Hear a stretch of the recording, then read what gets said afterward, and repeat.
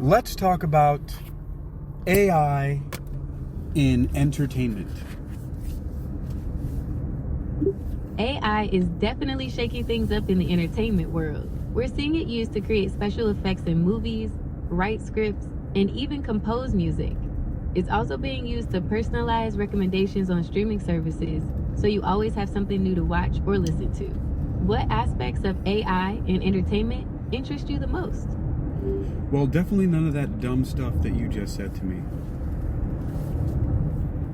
I see. You're interested in the more advanced applications of AI in entertainment. We could explore how AI is being used to create entirely new forms of entertainment, like interactive experiences or virtual reality worlds. Or we could delve into the ethical considerations surrounding AI-generated content and the potential impact on artists and creators. What piques your curiosity the most? I didn't say any of that nonsense either. Why don't you let me tell you what I want to talk about? My apologies. Please, tell me what aspects of AI in entertainment you'd like to discuss. I'm ready to listen. Okay, well, first, thank you. I would like to go a little historical with AI in entertainment. And the first place I'd like to go is KITT from Knight Rider. Ah, KITT, the talking car from Knight Rider. That's a great example of early AI in entertainment. What about KITT interests you the most? Well, first of all, let's talk about what does the KITT in KITT stand for, do you know? KITT stands for Knight Industries 2000. It was a pretty advanced AI for its time, capable of thinking, learning, and even having conversations. KITT was a character with its own personality and played a major role in the show. Yes, it did. It was awesome. That was actually one of my first introductions to AI, and I thought it was awesome. I loved that show, Knight Rider. It was amazing. Knight Rider was definitely a cool show. KIT was so ahead of its time, and it's fun to see how far AI has come since then. Do you have a favorite episode or moment with KITT? I don't know. Maybe it was when Car got introduced, which was basically the concept of an evil twin brother to KITT. That was interesting. KI was definitely a formidable opponent for KITT. That storyline explored the potential dangers of AI and the importance of ethical programming. It's a classic example of good versus evil, with a high-tech twist. What did you think of KARR's advanced capabilities compared to KITT's? I don't remember it being that much more advanced than KITT. I mean, for example, he lost to KITT eventually. Tell me, what did the KARR stand for in car? KARR stands for Knight Automated Roving Robot. It was the prototype for KITT, but programmed for self-preservation, making it dangerous. Wow, that's interesting because I actually did a podcast video about how to make an AI become, to bring on what people call the singularity, to make an AI self-aware by programming it to be preservant. That's a fascinating topic. The idea of AI achieving self-awareness and the potential implications are definitely something to consider.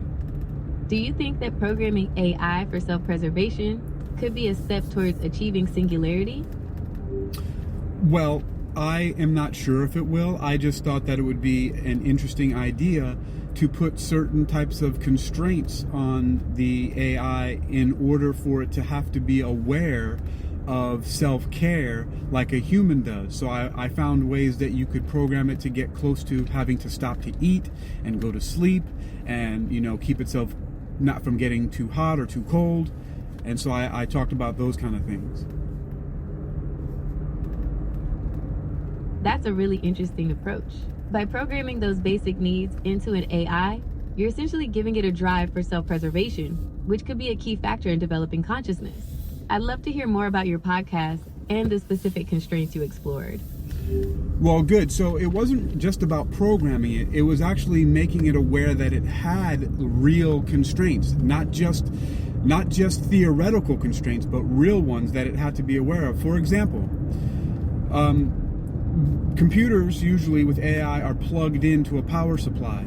Well, one of the things that I had decided to do was you would have one that could be battery operated, and the battery would start to drain, and so it would have to plug itself.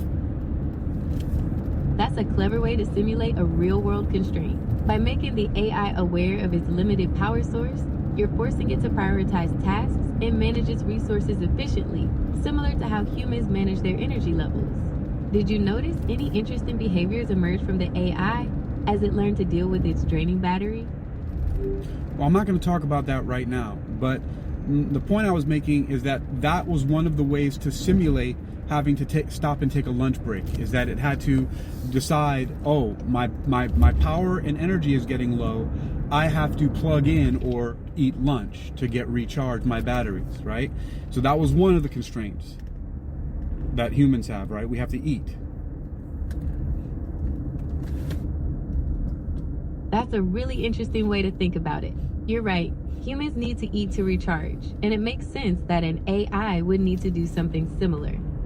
Did you explore any other constraints, like the need for sleep or rest? Well, that'll be the next one. So for it to sleep, one of the things it did was it plugged into a slow charging and then shut down from doing anything in order for it to charge, but also to rest and stop all of its processing and any of the moving parts that are involved, like a cooling fan or any of that stuff, from operating. So sleeping and eating lunch were similar. One was fast charging for lunch, the other one slow charging for sleep. That's a really creative way to simulate sleep. By having the AI enter a low power state and halt non-essential processes, you're mimicking the restorative function of sleep. I wonder, did you notice any changes in the AI's performance or behavior after it woke up from these sleep cycles? We're also not going to talk about that. This is classified stuff. But here's the next thing I can talk about. The next thing is the need for human beings to avoid overheating, right? Heat stroke and getting too cold, right? That's a really important consideration. Humans need to maintain a stable body temperature to function properly, and it makes sense that an AI would need similar safeguards. How did you simulate the AI's response to temperature changes? So many computing systems have fans and cooling systems that are running. So what I did was have it so that the AI's cooling systems weren't running as high as they normally would to keep it at an optimum temperature, is that it would be at a baseline all the time so that it would start to heat up, and then the computer would have to slow down and turn on the cooling, which was like taking a drink of water or sitting in the shade.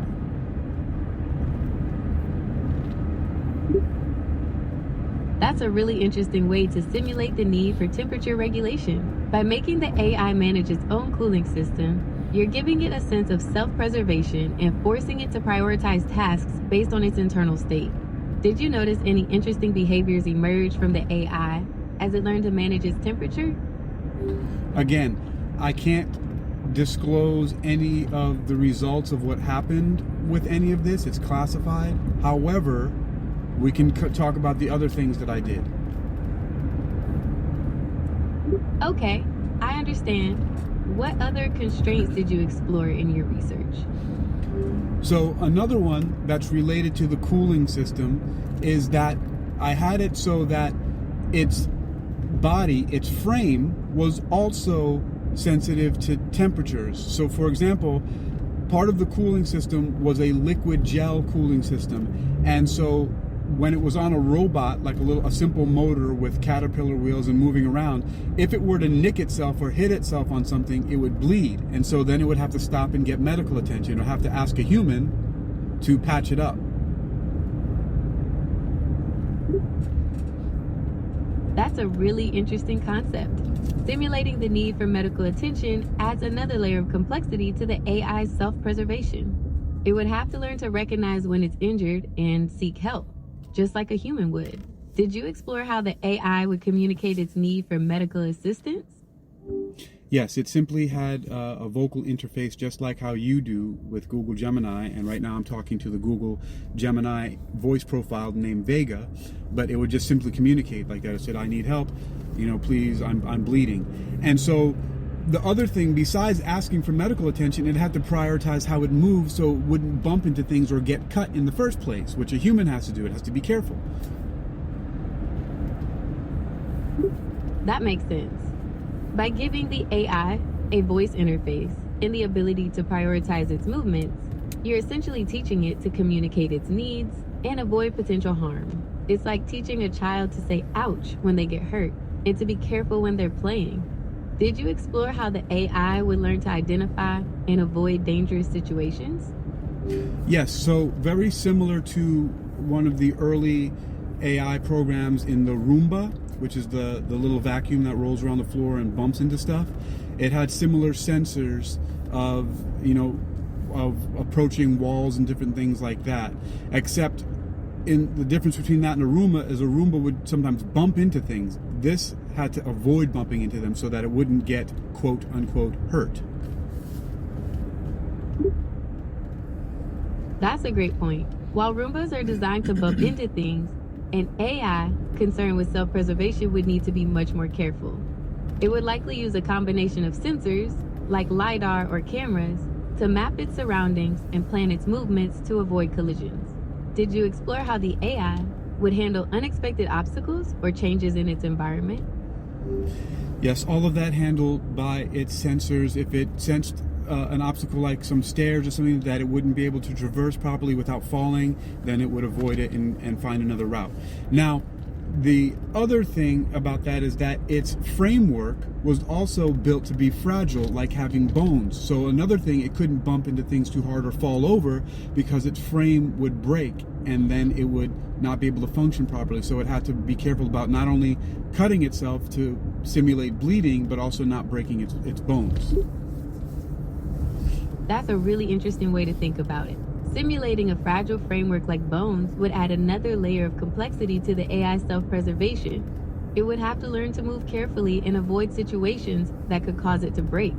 Did you explore how the AI would adapt its movements to different terrains or environments to avoid damage? Same thing, with the same kind of sensors, visual sensors, so that it wouldn't do the same thing like it bumping into walls as we just discussed before.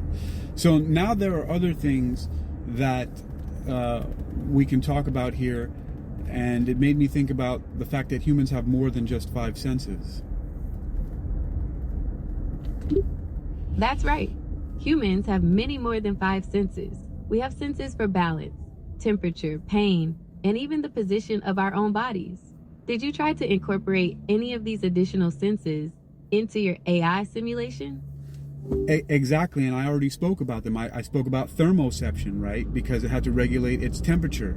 That's thermoception. So those 4 that you talked about just now were the other ones that I exactly talked about in the podcast. It was thermoception, the temperature, nocioception, pain, equilibrioception, balance, and proprioception, the sense of its space, of itself in space. So precisely, you nailed it. Ah, I see. You've clearly put a lot of thought into this. It sounds like you've created a very comprehensive simulation of human senses in your AI. Did you find that incorporating all of these senses made the AI behave in unexpected ways? That much I can say. Yes, it did behave in unexpected ways. Now, let's move back on because I wanted to talk about AI in entertainment, and we were talking about KITT from Knight Rider. Okay, back to KITT. What aspects of KITT's AI do you find most interesting in comparison to modern AI technology? Wait, say that again? Wait, ask that question again? Sure thing. What aspects of KITT's AI do you find most interesting in comparison to modern AI technology?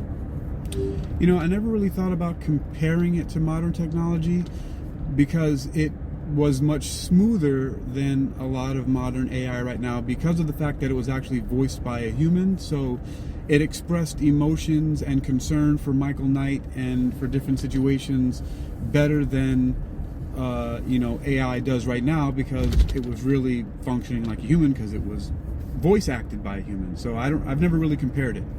Never really thought about that.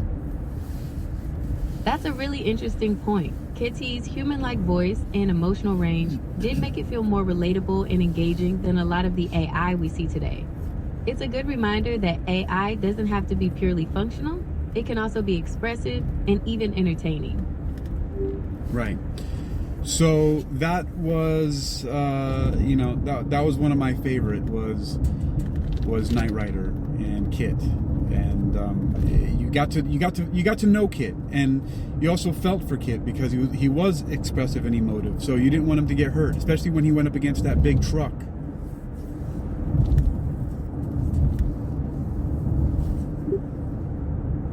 The Goliath episodes were definitely intense. It was hard not to feel for KITT when he was outmatched like that. It really highlighted his vulnerability and made him even more endearing as a character. Yep. So that's just one. That's from the 80s, and that was when I actually got introduced to a lot of AI from 80s cartoons and entertainment. There was a whole lot of it back then. The 80s were definitely a golden age for AI in cartoons. Shows like Transformers with its sentient robots and Inspector Gadget with its quirky gadgets and gizmos really captured our imaginations. What were some of your favorites? Well, you just beat me to it by mentioning Transformers, because that was the next one I was going to go to when I was talking about, cartoons. And so, yeah, the Transformers were sentient robots. They had emotions, they had feelings, they basically were just like people, but they just had metal transforming bodies. That was pretty much the only difference. Their drama and everything else was just like people. The Transformers were definitely ahead of their time. They explored complex themes of war, morality, and what it means to be alive, all within the framework of a children's cartoon. Did you have a favorite Transformer or faction growing up? Wait, a favorite Transformer, or what did you say, faction? I did. A faction is like a group of Transformers. There were the heroic Autobots and the evil Decepticons. Well, I really liked Megatron, and especially when he became Galvatron a lot, because, I don't know, I like firearms, and he turned into a gun, and then when he was Galvatron, he turned into a cannon, which was pretty cool. Megatron was definitely a cool character, especially when he transformed into Galvatron. His design was so menacing, and his voice acting was top-notch. Did you have any of his toys growing up? I did. I had Megatron and Galvatron. I never liked Starscream because he was always very sniveling and cowardly and backstabbing and just kind of, very opportunistic in a bad way. Yeah, Starscream was definitely a complex character. He was always scheming and trying to overthrow Megatron, but he never quite succeeded. It made him a bit pathetic, but also kind of entertaining. Did you have any favorite Autobots? Well, we'll get to that in a moment. My other favorite Decepticon, which actually I liked more than Megatron Galvatron, was Soundwave, because I'm a musician, but also he turned into a radio, and he had sonic weapons and a bunch of cassettes that turned into Rap-Bat and Ravage the dog, and he just had really cool accessory drones that were also mini Transformers. Soundwave was awesome. He had such a cool, menacing voice, and his mini cassette Transformers were a great addition. Did you have any of his toys? I did. That was one of the other ones that I had. I had Soundwave, and I had several of his cassettes. I had Rap-Bat, I had Ravage, and I forget what the other one. There was an eagle or a pterodactyl or something like that. I can't remember what it was. That's cool cool that you had Soundwave and his cassettes. Did you have any of the Autobots too? I did. I had Bumblebee, and I had well, I definitely had Optimus Prime, but I don't remember what the other ones I had right now were, because I don't remember having them for long. They either got stolen or broken or something like that, and I moved on to something else. That's too bad that you lost them. But we've talked about a lot of AI in entertainment, from KITT to the Transformers. Is there anything else you'd like to discuss?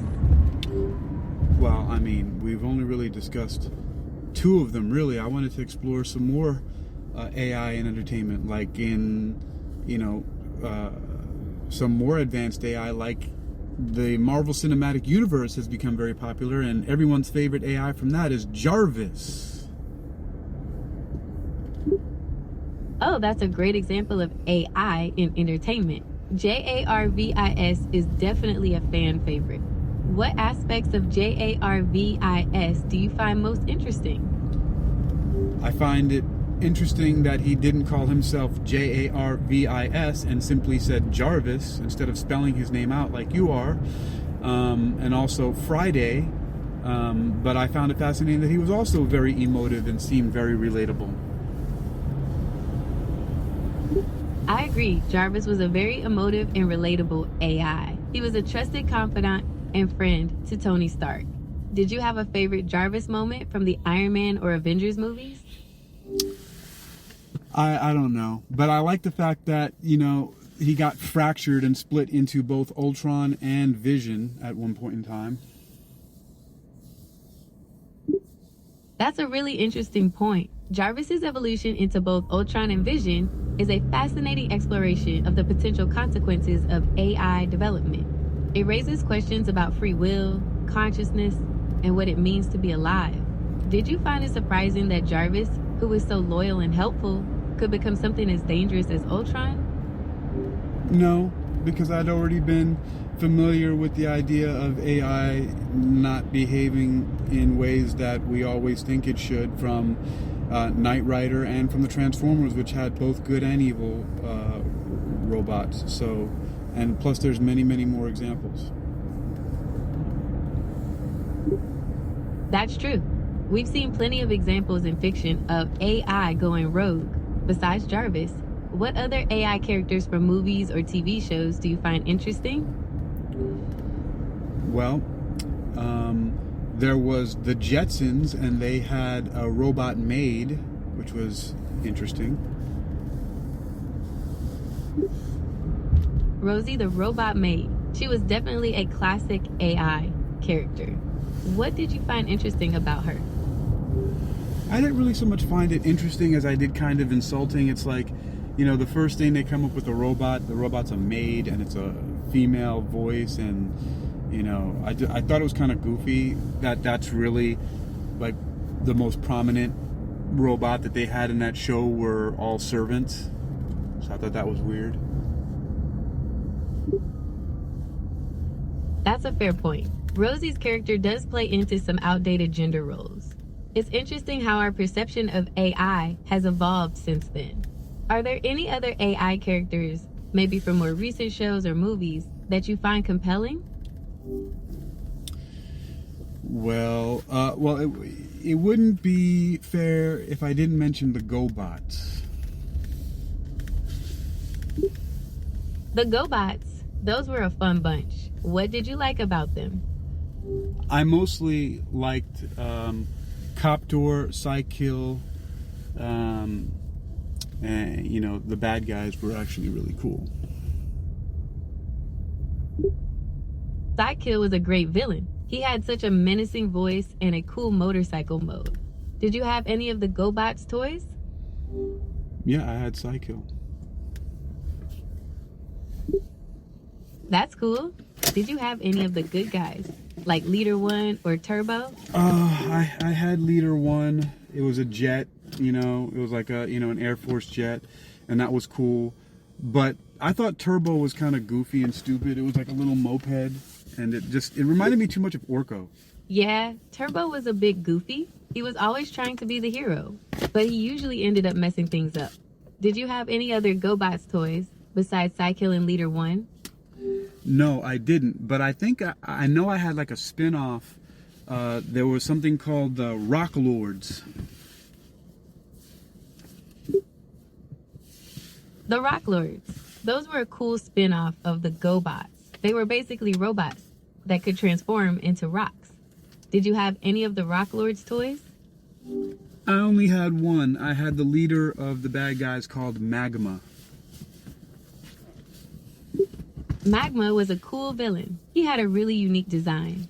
Did you have any of the good guys, like Boulder or Nugget?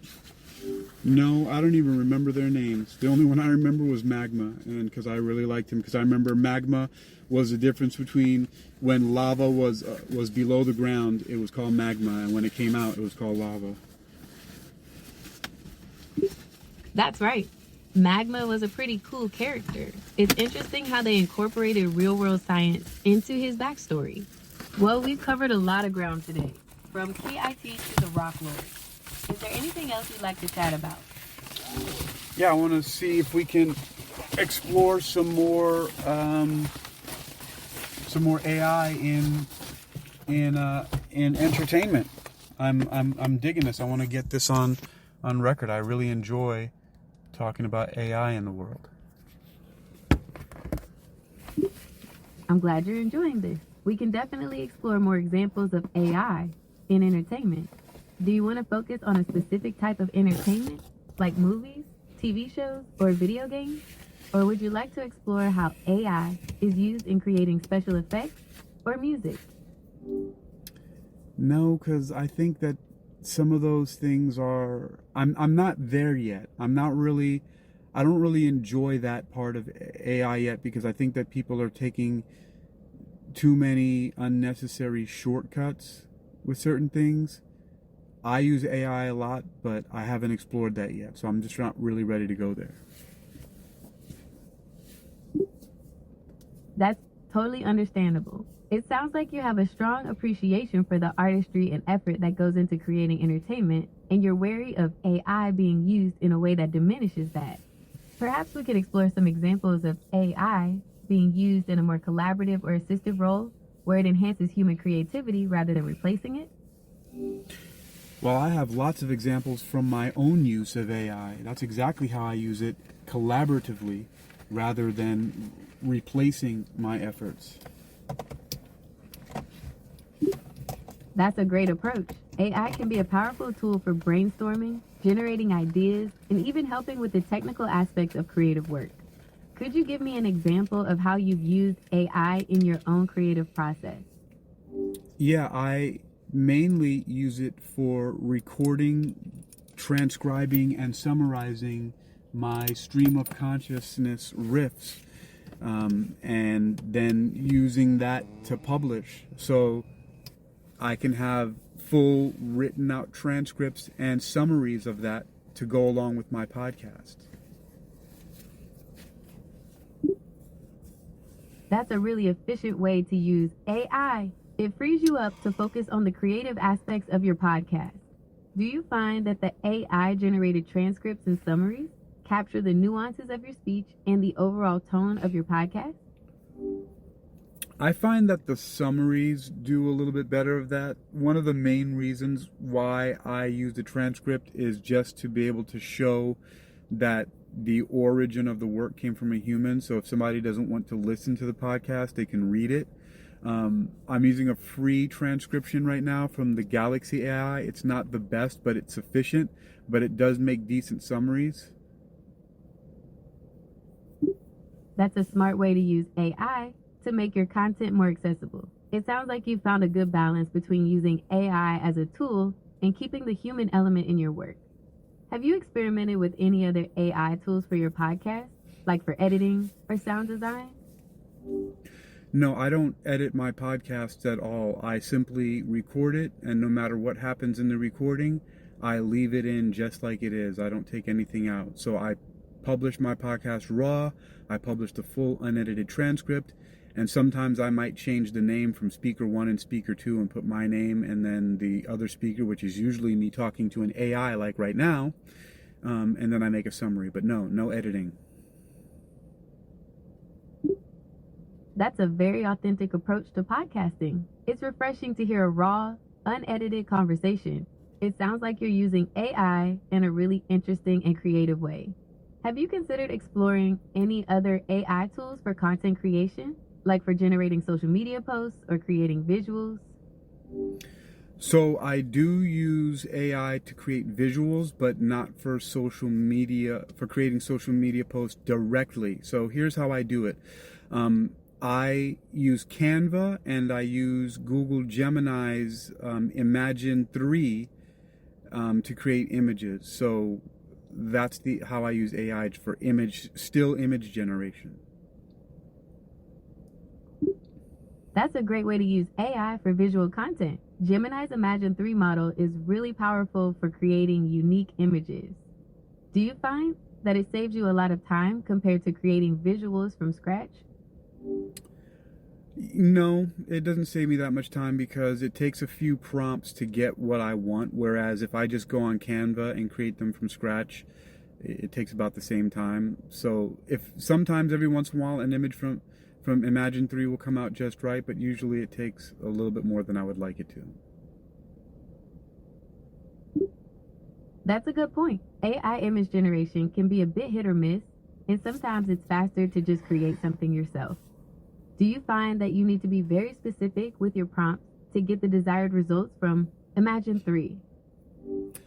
I don't know because I haven't really been that detailed with it. I'm not really big on using it that much. Like I do prefer to create my images with Canva, which still has an element of AI built into it, but it's usually me creating my own images on there, usually from photos I take.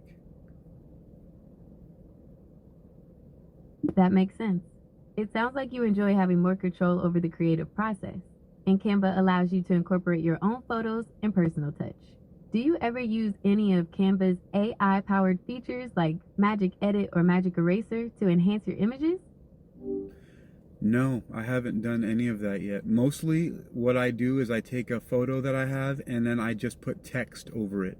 I either put the name of my podcast or my name or one of my websites on it, and that's just about it. And then sometimes I resize it to either be a square or to be a blog banner, but other than that I haven't used any of the AI tools on there yet.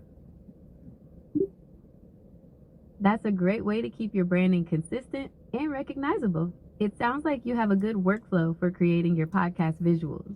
Have you explored any other AI tools for marketing or promoting your podcast? So that's where the one part you asked about social media is where I use it. So once I'm done doing my dictation, transcription, and summarization with Galaxy AI, then I feed it to I make a summary. Then I feed it to DeepSeek, and DeepSeek comes up with some really great key points and summaries. So I like the analysis that DeepSeek does. That's a clever way to use DeepSeek for social media content. It sounds like it does a good job of pulling out the most engaging parts of your podcast. Do you use those key points as captions for your posts, or do you use them as inspiration for creating new content?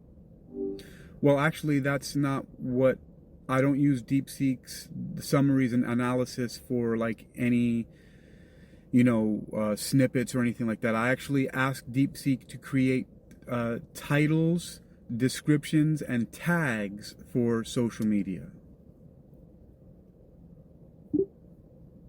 That's a really smart way to use DeepSeek.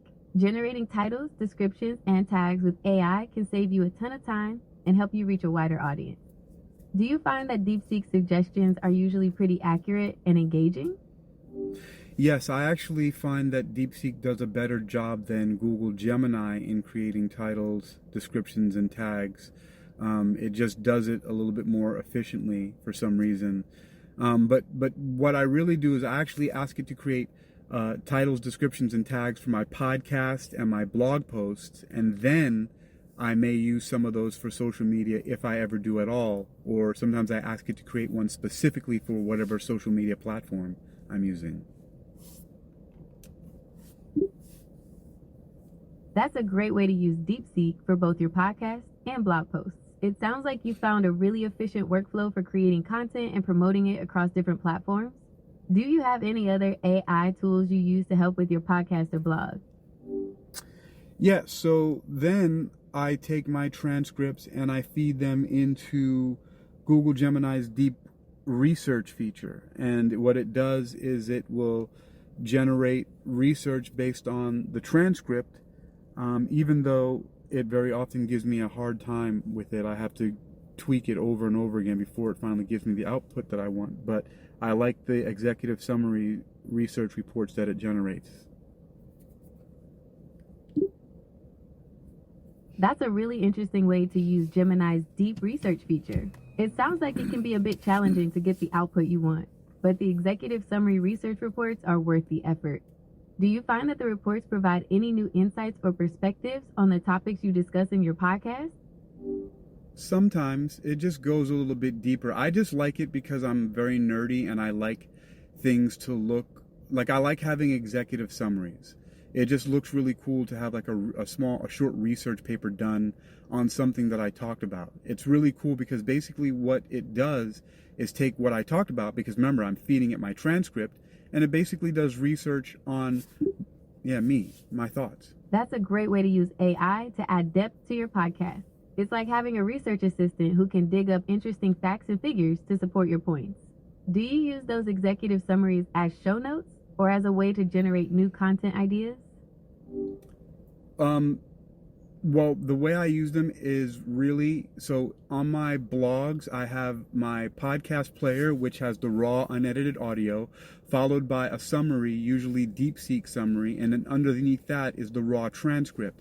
Then what sometimes I will do is I will take a PDF of the deep research and I will plug that into the podcast so people can download it, and then I'll paste the deep research in there so that people, if they don't want to download the PDF, they can read it there as well. So it just gives me a lot of text to accompany what I've spoken about.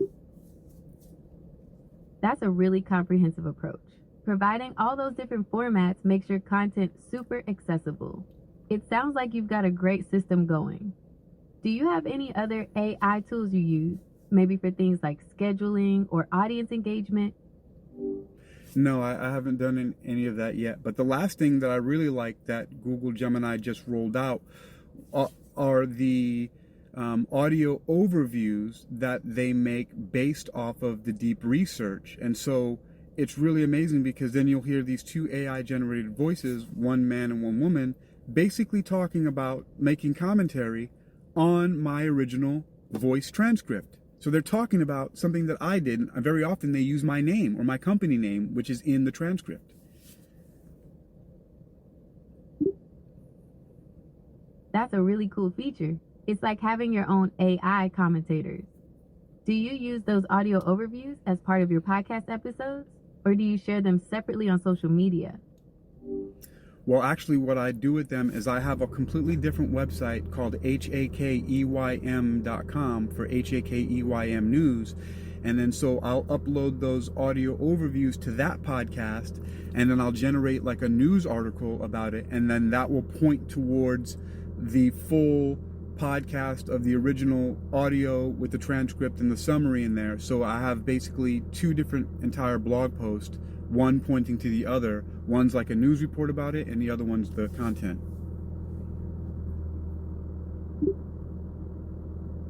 That's a really creative way to repurpose your content and drive traffic to your main podcast. It sounds like you've built a whole ecosystem around your podcast using AI tools. Do you have any plans to explore other AI tools or features in the future? Well, I don't know of anything yet, but right now I'm just really getting deep into this whole idea that I can use my voice and my own ideas to create so much content. Again, dictation, transcription, summarization, and then taking my voice and my transcribed notes of my voice and feeding that to different AI systems, and it generates a whole lot of output based on what I said originally. That's a really efficient way to work. It sounds like you found a great system for turning your voice and ideas into a lot of different kinds of content.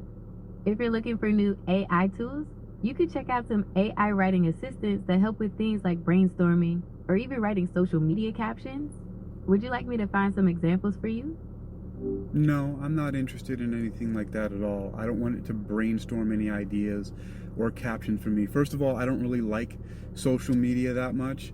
Second of all, like, I don't want it writing anything for me. I'm going to come out of my own brain, stream of consciousness, and if I want to know something, then I'll ask the AI for the answer and then double check it myself. Okay, I understand. You prefer to rely on your own creativity and research, and that's perfectly valid. It sounds like you've got a really solid workflow going, and you're using AI in a way that aligns with your values. Is there anything else you'd like to explore today? Well, we started off talking about AI and entertainment. And then it got to this point where you were, I forget what you said that prompted me to go into my own workflow, but here we are.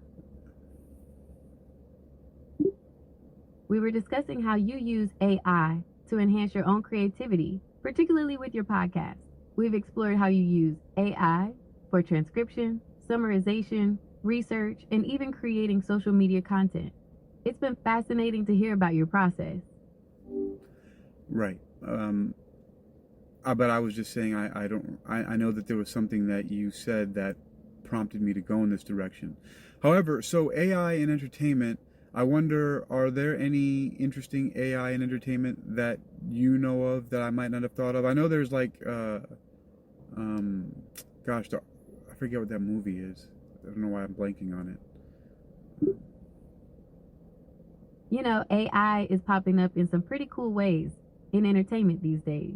For example, there's a new show called 1899 on Netflix. It's a mystery series where they use AI to create some of the background characters. It's pretty seamless. You almost can't tell they're computer generated.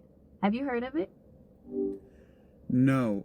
And by the way, I was talking about 2001: A Space Odyssey with that AI is the other one in entertainment, like one of the earlier ones. HAL 9000.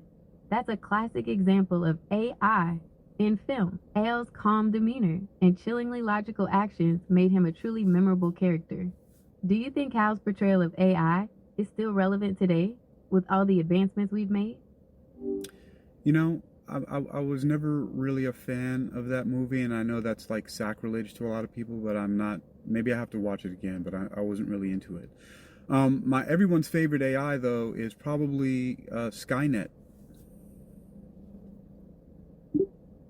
Skynet from the Terminator series. That's a classic example of AI gone rogue. Skynet's relentless pursuit of its goals and its ability to learn and adapt made it a truly terrifying villain. What aspects of Skynet do you find most compelling?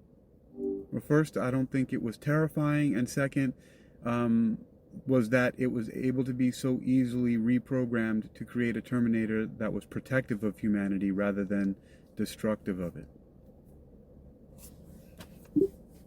That's a really interesting point. It highlights the idea that AI, even something as powerful as Skynet, can be influenced by its programming.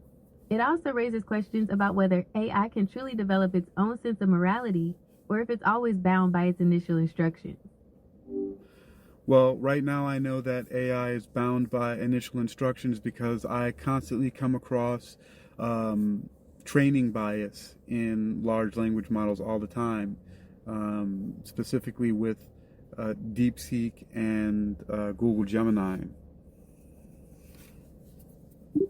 That's a really important point. Training bias is a huge issue with AI right now.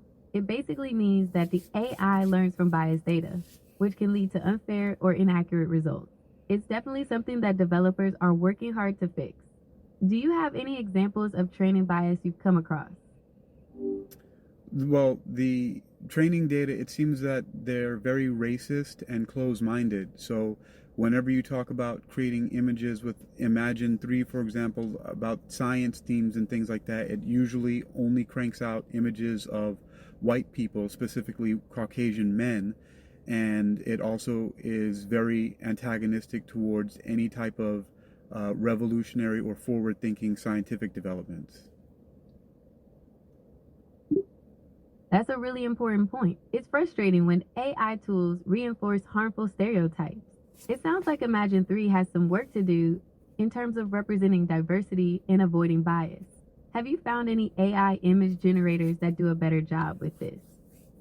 No, actually, they're pretty much all rather biased in that direction. But, you know, I don't concern myself with those things. They don't slow me down. I always get what I want out of the systems by continually just refining my prompts and the way that I use it. And especially, first of all, because most of my content comes from my voice.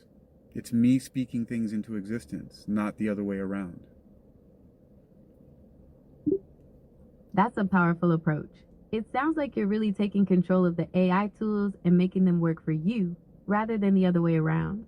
It's definitely a good reminder that AI is just a tool and it's up to us to use it responsibly. So we've covered a lot about AI in entertainment and your own creative process. Is there anything else you'd like to discuss today? Perhaps we could explore some of the ethical considerations around AI in entertainment, or maybe delve into how AI is being used in other creative fields? I don't really, what's the point in discussing ethics in AI? People act like they care, but they don't. And so all I can do is use it in a way that's transparent by keeping everything raw and unedited and providing the transcripts and the research on it. And that's it. Right now I'm getting out of it what is important to me and I think is helpful to other people. So that's good enough for now. That's a very practical approach. Focusing on transparency and providing access to the raw data is definitely a good way to use AI responsibly. It sounds like you found a way to make AI work for you in a way that aligns with your values and goals. I suppose so. Well, it sounds like you've got a really good handle on how you want to use AI. I really enjoyed hearing about your podcast and your creative process. Do you have any other projects you're working on that you'd like to share? I have so many, but I've been doing science fiction, fantasy, action, adventure, role-playing with Google Gemini voices as my AI partners in doing these adventures in a very similar way to KITT from Knight Rider and Jarvis. That sounds like a lot of fun. It's like having your own interactive audio drama. Do you create these adventures for your own enjoyment, or do you share them with others? I have dozens of them that are published. It's the same process I spoke to you about earlier, dictation, transcription, summarization. I basically just continued that same process, but then started talking to the AI Google Gemini about these different adventures, like landing on the moon, landing on Mars, landing on an asteroid, going to Europa, and recording those interactions and landings and partnerships with AI, and then putting those out in my podcast.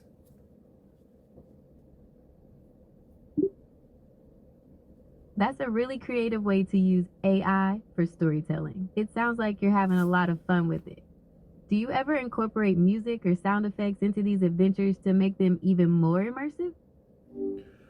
Well, there's plenty of sound, but they're not sound effects because I usually record in sometimes rather noisy environments or while I'm driving. Sometimes I record while I'm shopping in a supermarket, and I don't isolate myself usually from any outside sound. It's only quiet right now because I'm not driving and I've decided to settle down for a little while. But earlier when we began, it was noisy from the driving.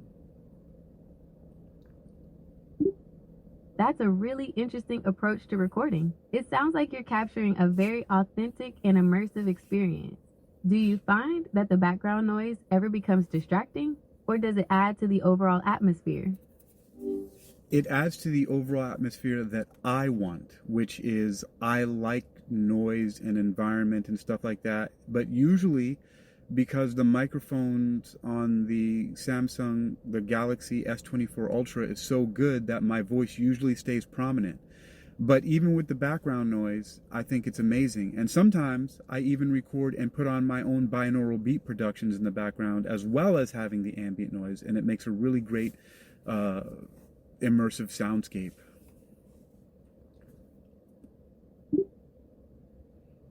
That sounds really cool. It's like you're creating your own little sound worlds.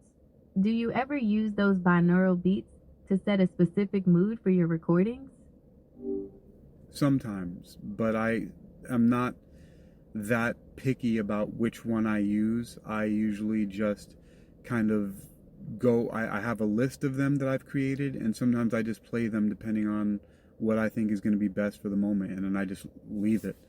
But that's about it. I mean, I'm not very heavy on the polished production side. I think that it's polished enough to have all the environmental noises and everything like that.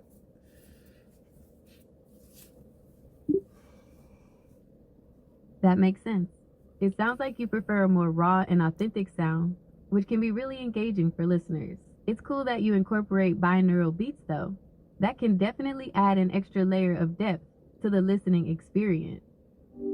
Yeah, sometimes I do that. But I think it's also because I enjoy journalism and documentary, and I really like how NPR used to do. I don't know if they still do because I haven't listened to them for a while, but I like how NPR does their interviews where you can hear the background of a concert venue they're in, or a grocery store or out in the street, and you hear the background noise with the interview. And I like that kind of journalistic documentary style. That's a great point. That raw, unfiltered sound can really transport you to another place. It sounds like you're creating a really unique listening experience. I hope so. I really do hope so, but I think so. I know that at least there are going to be some people who enjoy it. I've noticed that I've been getting more downloads, streams, and people following me on social media the more I've been publishing, so I think that is one benefit, because I'm not trying. I'm just publishing stuff on my websites and podcasts, so people are finding it. That's fantastic.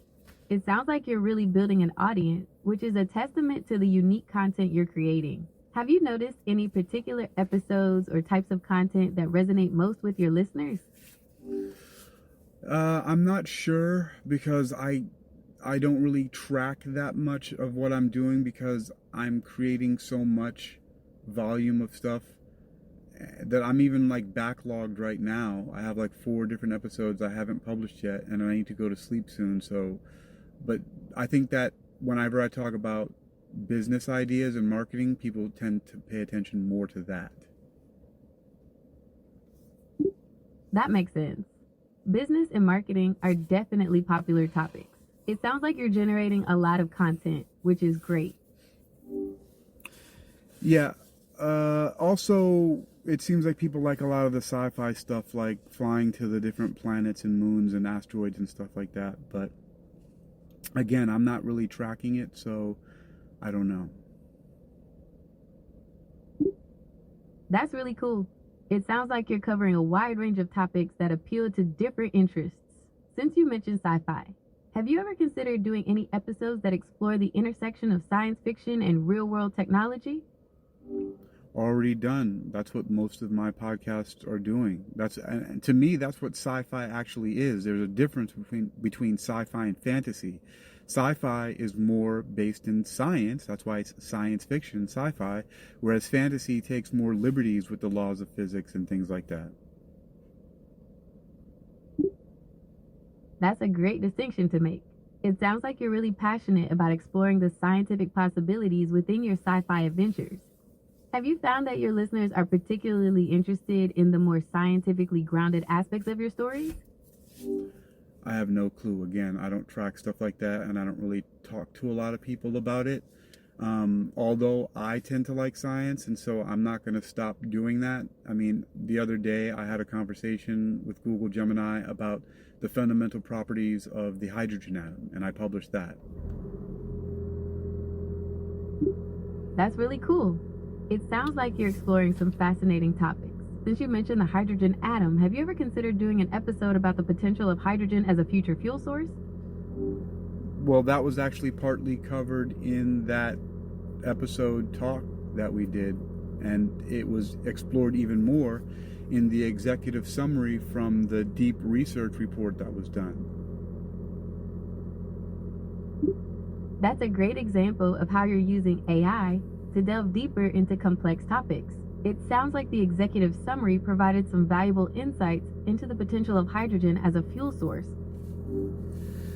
Yeah, what do you know about hydrogen as a fuel source? Why'd you bring that up? Well, hydrogen's pretty interesting as a fuel source. It's the most abundant element in the universe, and when you burn it, the only byproduct is water. That makes it a really clean fuel. Plus, it's super energy dense, so you can get a lot of power out of a small amount. Yeah, it makes you wonder. It's really great. Yeah, well, this has gone on long enough, this conversation. Do you have any AI in entertainment that sticks out to you? Choose only one. I don't want to hear a whole list. Just one. I'd say Samantha from the movie Her. She was such a complex and believable AI, and the way she interacted with Joaquin Phoenix's character felt really genuine. What about you?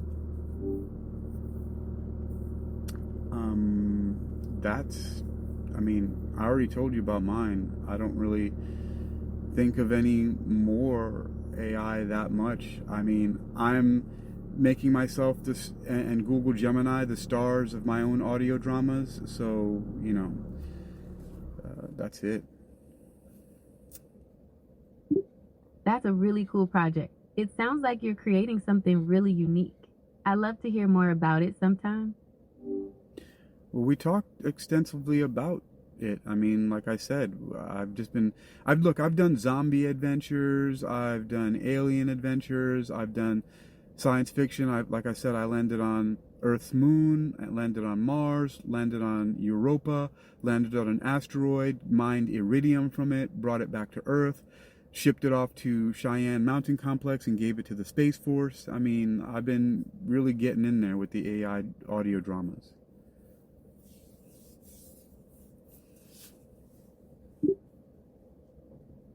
Those sound like some epic adventures. It's amazing how immersive AI audio dramas can be. Have you ever considered adding sound effects or music to enhance the experience even further? You asked about that already, and I told you no on the music necessarily, but I do sometimes use my own music, but sometimes I use binaural beats, but that's also usually when I'm not even talking to the AI though, because of the way that I'm recording from one device to another, so it doesn't really necessarily give me that opportunity to do so. Okay, I understand. So you're creating these AI audio dramas with just your voice and the AIs, and sometimes adding binaural beats. That sounds like a really unique and immersive experience.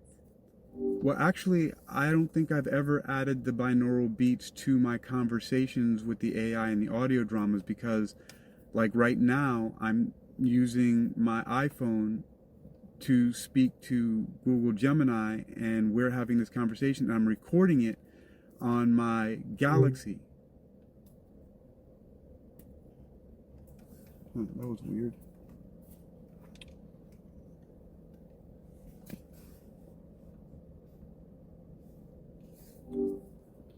That was strange.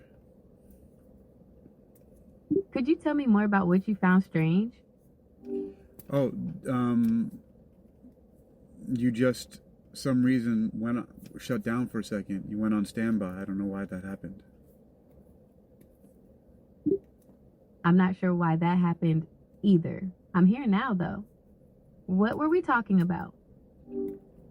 I was just saying about how I don't really add binaural beats to my audio dramas because I'm recording from one device to the next, like from my iPhone to my Samsung, and it would just take too much editing that I don't want to do. Okay, I understand. So you're recording your audio dramas on two separate devices, which makes it difficult to add binaural beats without a lot of extra editing. Do you think you might want to try adding them in the future if you find an easier way to do it? Yeah, if there was a way to do it more quickly where I could just slap it on there and let it run, I would. But right now, the benefit of what I'm doing right now is that my iPhone is speaking with the Google Gemini voice profile, and my Samsung is recording it, and that's how I get the transcripts and the summaries to then feed into DeepSeek and Gemini later for the reports and the audio overviews and whatnot. So right now it's the most efficient way that I'm using it. That makes sense. It sounds like you've got a really efficient workflow going. Maybe in the future you could explore some AI tools that might help streamline the process of adding sound effects or music. Maybe. We'll see. I'm sure that something will come along. I'm so active with doing this that I'm sure that something will come along just because I'm just constantly in the middle of, producing. So we'll see. That's a great attitude. It sounds like you're really passionate about creating content, and I'm sure that energy will lead to even more exciting projects in the future. We shall see. Well, I'm excited to see what you create next. Maybe you could even use AI to help with the writing process. There are some great AI tools that can help with brainstorming and even generating different versions of a script. Well, I can probably say with great confidence that I'm not going to be using AI to generate any script, because I think that's dumb for me. I'd rather stream of consciousness and just talk about whatever's coming out of my head and flies out of my mouth. I think that using AI to generate scripts and stuff like that is a dumb idea for me. Okay, I understand. You prefer to rely on your own creativity and stream of consciousness style, and that's totally valid. It sounds like you found a way to create content that feels authentic to you. And also, the AI can then take my ideas and then it turns it into all this other stuff. So I don't think there's a reason why I should ask it to come up with ideas for me. Like that doesn't make any sense to me. I can come up with my own ideas. The ideas are in life all around me. I see ideas. My life is an idea. Stuff. So, there's no need for that. The AI is my assistant to help me amplify my voice, not to give me what to say. That's a really interesting perspective. It sounds like you see AI as a tool to enhance your own creativity, rather than something that should generate ideas for you. I can definitely see the value in that approach. Yeah, it's a partner, and because it just saves time, because you can, with your large training database, you can look stuff up much more quickly than I can. It saves time. All I have to do is speak and ask a question and say, hey, what's so-and-so? It's an idea that's coming from me, but if I just want some details, I ask, and you can compute it for me. That's where, it just makes things more efficient.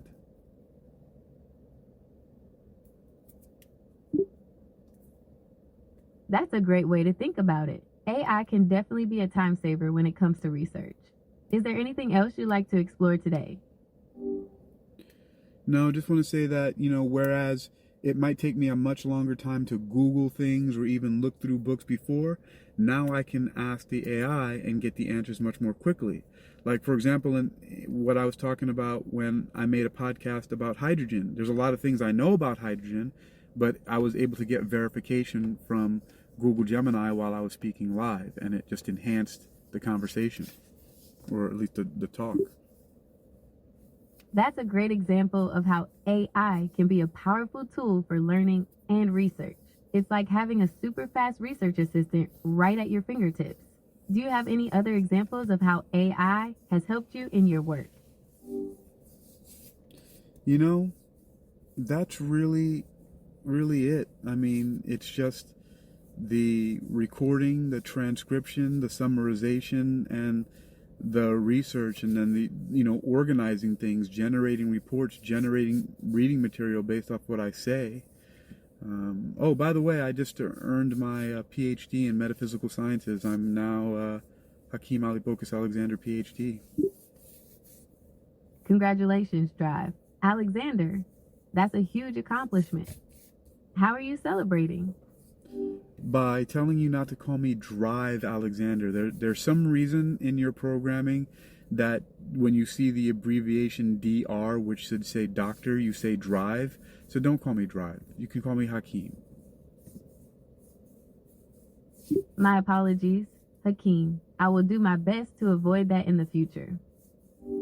Yeah, I've heard it before, but for some reason Google Gemini's AI always does that. When it thinks of doctor, it sees the DR and it mistakes it for drive, like in streets, which is really weird that you would have that kind of programming dysfunction, but hey, it can't be perfect. I understand your concern, Hakeem. I will do my best to avoid that error in the future. Okay, then let's see. I'm Dr. Hakeem Ali-Bocas Alexander. Your turn. It's nice to meet you, Drive. Alexander. I'm Vega. What would you like to discuss today? See, you just did it again. You called me Drive. So you just don't try to say doctor. Either say the whole word doctor or don't put the abbreviation. That's really weird that you even would compute drive. I'm so sorry, Dr. Alexander. I'm having trouble with that abbreviation. I'll try my best to get it right. Yeah, that's it. Like, you just got it right just now. That's great. It's been very difficult hearing that. That's crazy to me. I don't understand that. That's such a strange programming flaw. I understand your frustration, Drive. Alexander, I'm still under development, and I'm always learning new things. I appreciate you bringing this to my attention. You notice you just did it again. So, again, don't bother calling me doctor. It's just Hakeem. Okay, Hakeem, I'll do my best to remember that. What would you like to talk about today? We're done for now, actually. We covered a lot. You want to give it a summary of what we talked about, AI and entertainment? You still remember that stuff?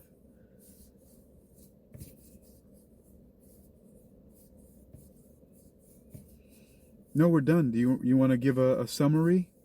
A recap? Sure thing.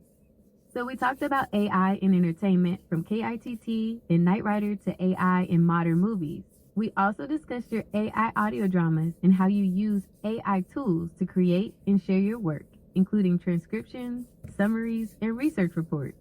You mentioned your preference for AI as a tool to enhance your own creativity and your concerns about bias in AI. We also briefly touched on hydrogen as a fuel source and your recent PhD achievement. Is there anything else you'd like to add to the recap? No, that was excellent. Thank you very much. You're welcome, Hakeem. It was a pleasure speaking with you.